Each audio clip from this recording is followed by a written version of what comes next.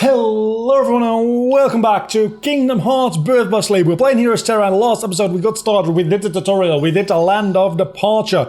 We didn't have a lot of gameplay, and in this episode we're going to go to the Enchanted Dominion, our first real world with a lot more gameplay and hopefully a little bit less cutscenes, because I'm still not sure what to do with the cutscenes. I'm going to keep talking over them a little bit, but not too much, like just a bit 50-50, right? And do let me know in the comments what you want me to do with the cutscenes. Should I just shut up entirely? Should I do what I'm doing now? Should I just ignore them entirely and just let them play? So that anybody who wants to read the subtitles can do it, but anybody who doesn't care can listen to me. Should I just skip the cutscenes? Do let me know in the comment section down below as we get into this first world. I'm going to just do a little bit 50-50. I'm going to be talking a little bit less during the cutscenes. But not entirely, just shutting up. Just, if there's something... I'll probably be talking a bit more about the cutscenes and the story and my thoughts on it. I don't think anybody is watching this series, honestly, for learning the story. You might be, and if you are, welcome. Welcome to the Kingdom Hearts fandom, I'd want to say, because you must be new around here. Fair warning, if you're about to get into Kingdom Hearts... It's a very frustrating experience to be a Kingdom Hearts fan. It is... Nobody actually likes Kingdom Hearts. We're all, Stockholm Syndrome into wanting more. The only reason we want more is because Nomura has us emotionally captive. And that is somehow okay. That is... We're all kind of just okay with that, and... He's not a good writer. He just is not. He's a bad writer. He doesn't write well. He got more creative control in Kingdom Hearts 2 and immediately started retconning things. And now he seems to have pretty much full creative control, and things have just they haven't just gone full anime. They have gone way beyond full anime. They've gone absolutely ridiculous levels of insanity. I mean, any story that needs to resort to time travel to keep it fresh, it's just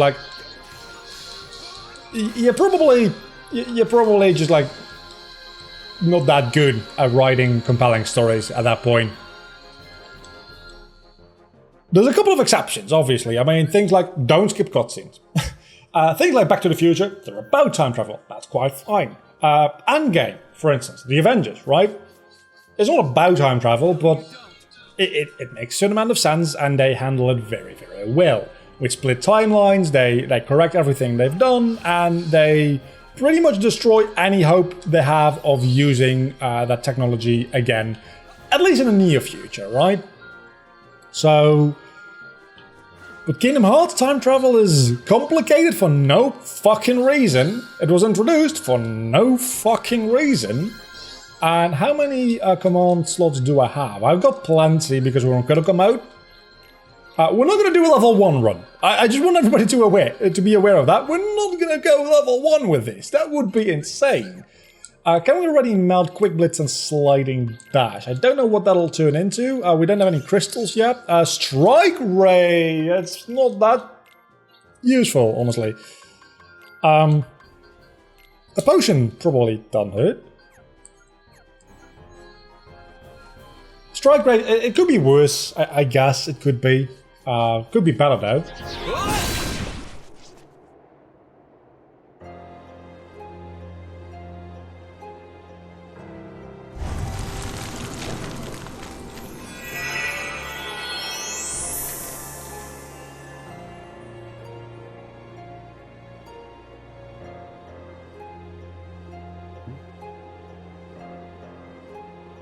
I hate how involved Maleficent is in the bigger story. If you've played Union Cross, she is... present. Well, past. Why aren't you asleep, boy? That fool Flora cast a spell to put everyone in this castle into a deep, deep slumber. Who are you? Why, I am Maleficent, as all who dwell in this kingdom would know. Now you must reciprocate the introduction. Who are you? I'm Terra. What do you know about those monsters? The ones who attacked me. Now why would I give a thought to creatures so base, so inconsequential? Well, they are base.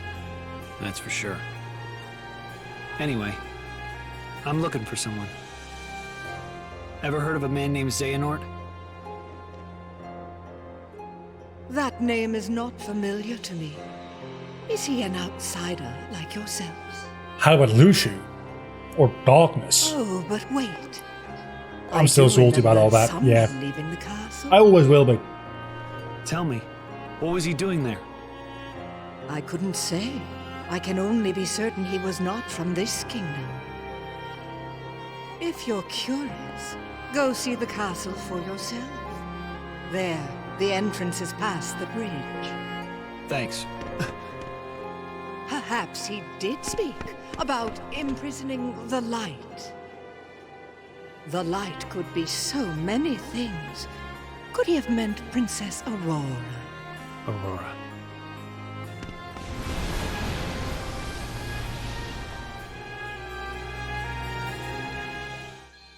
All that being said and done, yeah, Maleficent's in Union Cross being in the past because she can time travel there because there's a data version of her there, and it's like it's an entire thing. And now it might not be just a past, but also a different world line, and that means something, and it's a whole thing. It's real weird. I'm very curious to see where that story goes because the story of Union Cross is not over yet, even though Dark Road has started by now. There should be like 1 or 2 more story updates to that, where at least the characters we know escape to the timeline we know. But Kingdom Hearts, again, it went from a story of light versus darkness and friendship and the power of the heart to time travel, multi-dimensional bullshit, and I don't mind. I don't mind at all. But you do need to realize that, I need to do this. This is a thing you need to do because you need to level up the Ventus D-Link because you get really good commands from him, and there we go. That's the first level up part. Haste means that we can actually attack quicker, which is Terra's main downside, not being able to attack very quickly. But with haste, we can in the Ventus D-Link, that is. And we get a very much powerful finish here. We want to, if possible, get level 2 D-Link with Ventus. Let's refer it because we want to go back into it in a moment. We want to get level 2 D-Link with Ventus if at all possible before entering the next boss fight. That might not be realistic because I kind of forgot to use it in the first fight in this world. But I think we've got the time in this episode. Yeah, we're not that far into this episode at all. So the videos might not be that long sometimes because, again, I've played this game a million times, and especially as Terra. So I can go through things rather quickly. I will be fighting a lot more random enemies, especially now because I'm looking for this Ventus thing, but also just for leveling purposes because I probably want to be a slightly higher level than I'm used to for everything in the game. And since I'm not speedrunning to begin with, and I'm kind of trying to not speedrun, as a matter of fact. I'm trying to not do these things too quickly. There we go. Level 2 Ventus, and we have Cura, which is very, very important. And also auto count, that's not what I wanted to do. But you open chests with Axe, not with... That makes sense. Zero Gravity, also a pretty good... I don't know what this will do. I don't think that does anything. Zero Gravity, also a decent command. Not particularly amazing, but it might be useful to keep around. We're going to want to build the boring deck. Very sorry, we're going to do that. We're going to go Kuraga and Fire Dash with just Fire Boost abilities. Because that is the most effective way of taking care of enemies. And if there is a objectively best deck in the game, that's what we're going to be using. So if we ever play Kingdom Hearts 3D, which would be quite a long time from now, you can look forward to me using Balloonga a lot. Because the argument of it's in the game, and if you don't like it because it's overpowered, just don't use it, is bullshit. A badly balanced game is a badly balanced game. And if I have to restrict things on my own to make it more balanced, that doesn't make it a well-balanced game suddenly. That just makes it like a challenge run. That's what a Nuzlocke is. Because Pokemon games, fairly easy. So we put limits on ourselves to make it a little bit more difficult. But that doesn't make Pokemon a difficult game all of a sudden. It makes that way of playing it slightly more difficult. I'm not going to restrict myself in Kingdom Hearts in that way. I'm already playing on critical mode. Give me a break.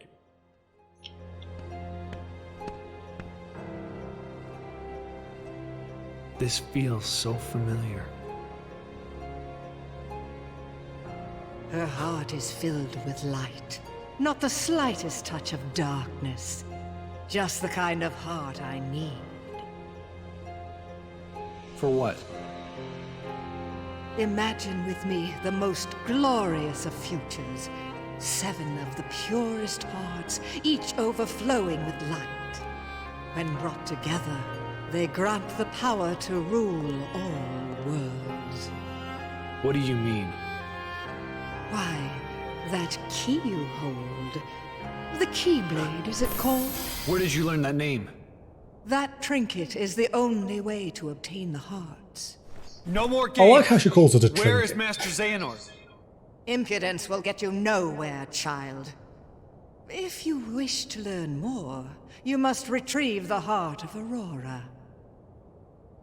So, And why okay. would I ever want to do that? It's not a matter of why, but of will. In your heart, there is darkness just Later, waiting to be it is awakened. explained that Terra is not evil enough to take a heart at this point. I don't know what you're talking about. Perhaps not. So, what the hell is happening in this cutscene? Is Xehanort just like, just off-screen taking the hearts while Terra's pretending to? Something like that? Is that what's happening? Because that certainly sounds like what they're implying in a later cutscene in the game, but that seems like a little bit weird. They certainly don't do a good job of explaining what happens. You must destroy it. Push the darkness down. Give it no quarter in your heart.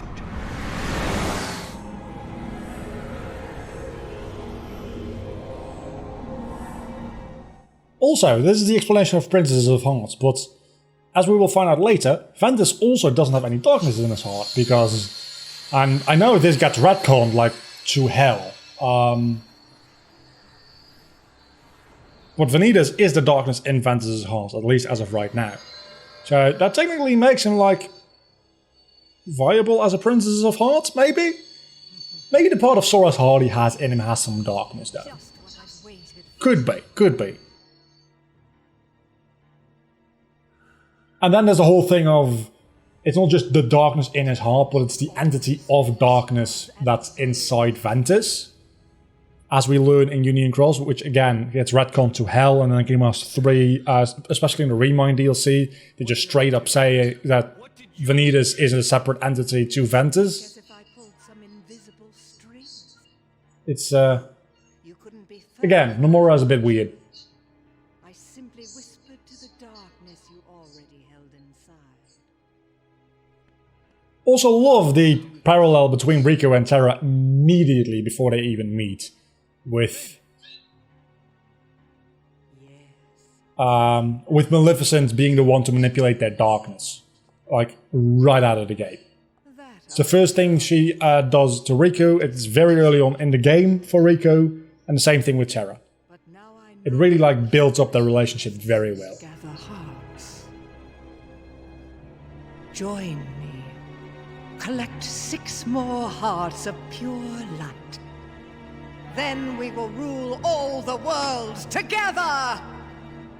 You seem to be mixed up. I'm a peacekeeper, not a tyrant.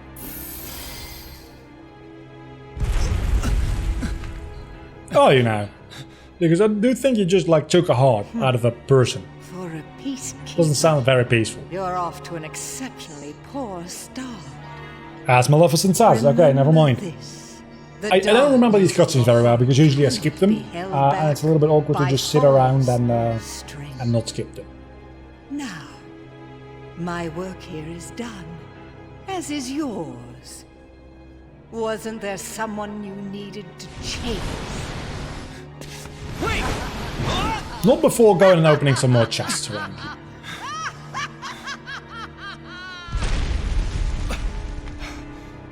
The Unburst. They're gonna bring down the castle. I don't think they can do that though, because they're not that powerful. That being said, maybe they are, and my Ventus or Vanitas playthrough is going to be really good with Unversed at my side. That would be neat. It's not triangle to use when you want to open chests. I need to learn this.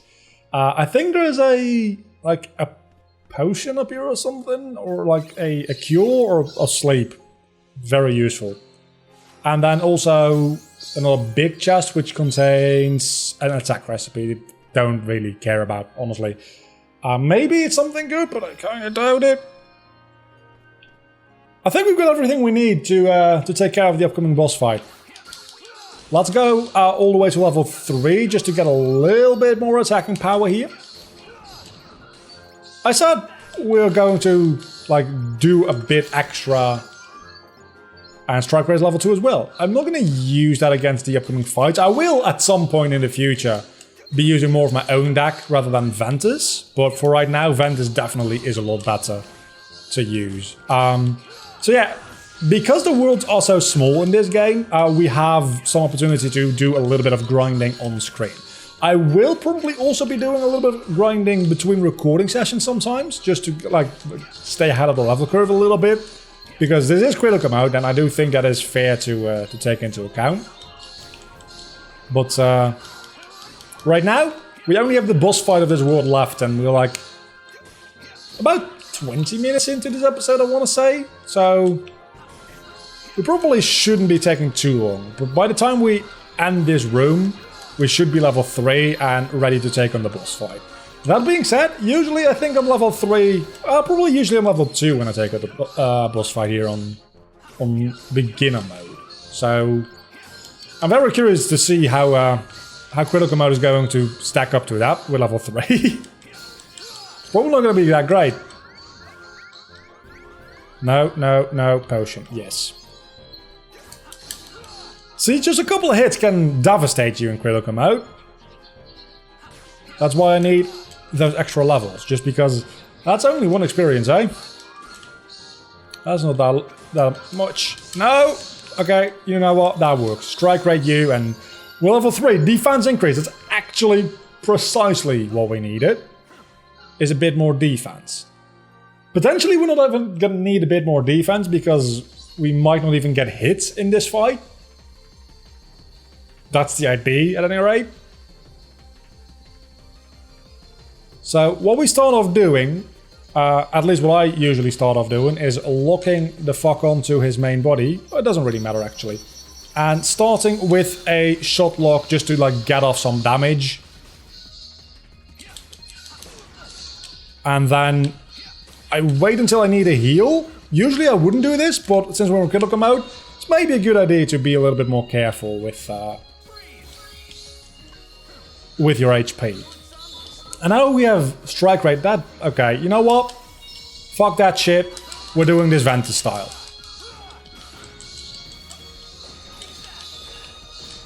See what I mean? With Ventus style, air dive. There we go. This is the one that deals the most amount of damage in the universe. It's a real good move. As you can clearly see, that did a lot of damage. Can I still use my shot lock as Ventus dealing? I did not know that. Let's do that. Well, I probably knew that, I just forgot. Freeze rate, let's go. And sliding dash. Don't want to get hit by you. Arrow roll. It's a little bit of damage at least. Strike rate, and it's time to do some more air driving.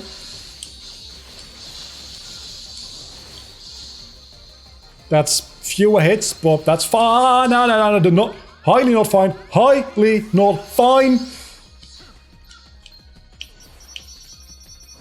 Okay. I'm not hitting anything. That's not good. That's much better, but now he's gonna hit me! I don't want to revert. I do not want to revert, I want to strike rate. I need to hit the main body, not the separate parts. Cure, cure, cure. I need cure to restore. Right the fuck. Damn it. Critical mode is no joke. So we can do this. We can do this. We're just gonna do this. Second try. It's the charm. That's how the saying goes, right? I have a little bit more of a feeling for the deck. We can probably do this. We'll be fine. We'll be fine. Obviously, the most amount of damage can be done with just like normal haste attacks, funnily enough. Because the deck is not actually, the deck that Ventus gives you, that is not actually that great for attacking purposes. His finishing move is great, don't get me wrong. It's absolutely amazing, and the fact that you have haste is also really, really useful. I need to Ventus it up! That also heals you, by the way, if you hadn't noticed that yet.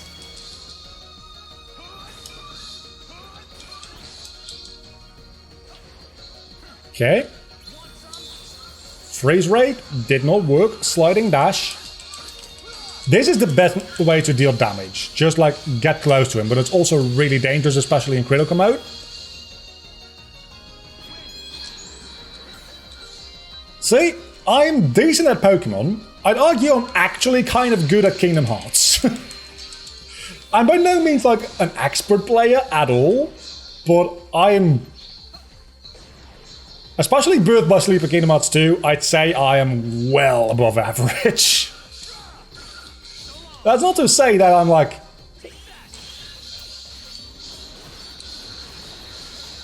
Okay, let's nuance that statement a little bit, because I want to say I'm well above average. I think people also have maybe a little bit of a skewed perspective on what average is, because they watch a lot of like people stream and like do videos on this game who play this game like a lot. But if you like just take into account the average skill of... Look, I was just being stupid there, I'll admit that. But the average skill of just like gamers that play this game, I'm well above that. Average skill of like content creators on Kingdom Hearts, like YouTubers and Twitch streamers, I'm probably fairly low. Because I don't play this game 24/7. Which is not a slight to people that do. It's just, I don't, and as a result, I am not as good. But compared to, like, normal people, I might as well be a god. The fact that I'm doing critical mode, the whole idea about critical mode is that it's meant for people that play this game too much and need a new challenge. That's the entire, like, concept behind critical mode.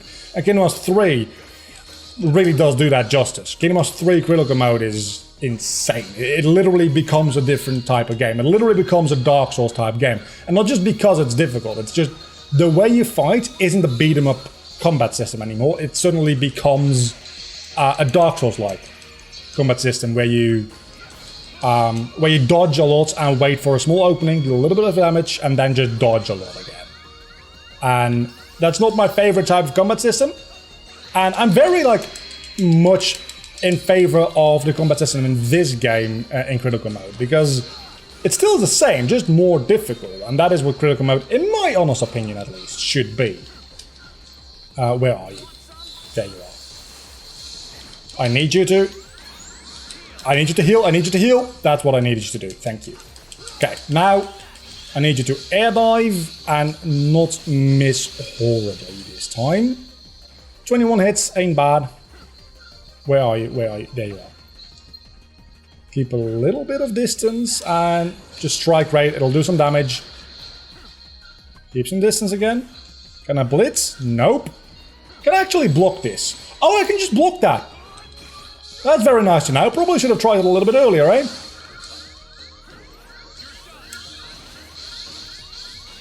Okay, I'm invincible while I'm in this, and that also allows me to recharge Cure a little bit more. That is bullshit! Okay. Kingdom Hearts Birth by Sleep has way too many invincibility frames, right? Well, I disagree. I had no control of my character yet, and yet I died. That doesn't seem very fair, does it?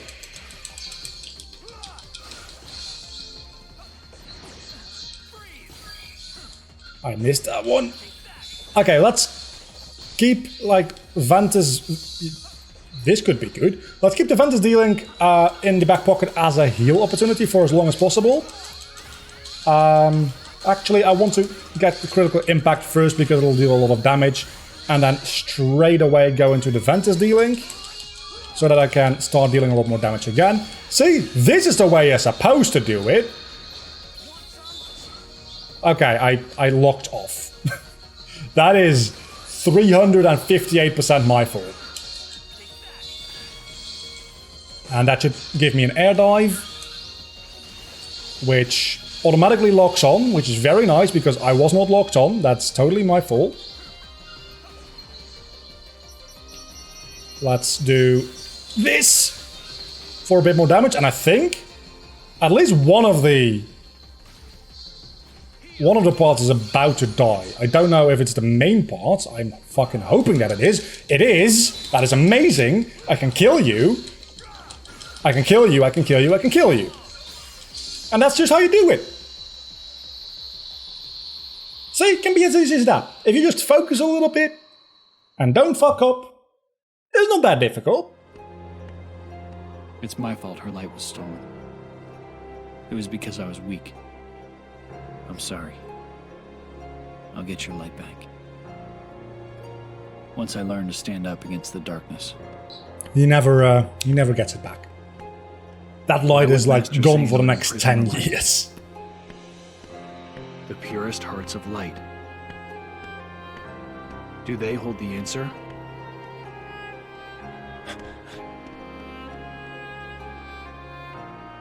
Seven pure hearts, each completely void of darkness. Such a search may take some time. Give or take 10 years. Good news though is like the second half of which you'll all find within 2 weeks. She probably found them before but didn't like take them. As to not like be suspicious, which makes a lot of sense actually now I think about it. Okay. That has been an Enchanted Dominion. Took a little bit longer than I expected because of that goddamn boss fight. To be honest, it is a fairly annoying boss fight. Compared to the other one. So, next episode we're going to go to the Castle of Dreams. We'll be doing that, well, next time, as I said. Until then, don't forget to leave a like and subscribe to my channel if you have enjoyed this video, which hopefully you have. See you back next time. I've been Vlogger. You've been awesome. As always, bye.